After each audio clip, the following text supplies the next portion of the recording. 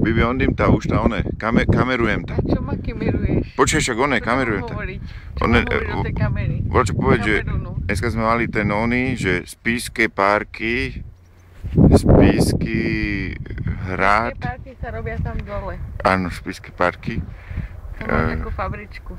Spišský hrad. A tam sa chodí spať, lebo to sa spíva, že a ty špíš. Potom sme... Píš. Píš nás, píš. Kam si nesla tú servitočku, ha? Domov. Pre mamičku. Servitočku. Pozabudla, čo?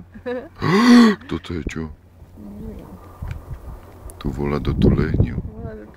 Volá do tú prdel, podľa mňa.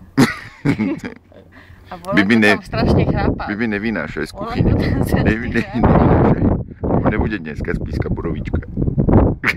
A spíske hrušky ešte tu majú. Hrušky. A včera sme si dali hruštičku huževnatú večer. A boli sme potom s nej také huževnatí aj my. Bibi, nepáči nám. No, kto bol huževnatý? Ja som bola huževnatá, lebo som ti bola zobrať tašku, ktorú si zabudla. Ja som si ju išiel zobrať tiež, to bolo akože v rámci spolupráce a spolupatričnosti a trvalo udržateľného vzťahu. Sme si stanovili určité ciele a priority.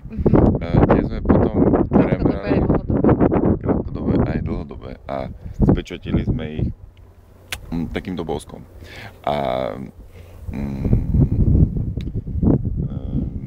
odovzdávam slovo. Prepíname do Prahy. Späť do štúdia na Kavčích horách. Televíziu Markíza. Pardon, Krkavčích horách. Televízia Markíza. Televízia Borkíza. A Marcela Šimka. Televízia Borkíza. Televízia Borkíza, lebo sme jedli borievky. Televízia Borkíza. A tak to sme robili salta.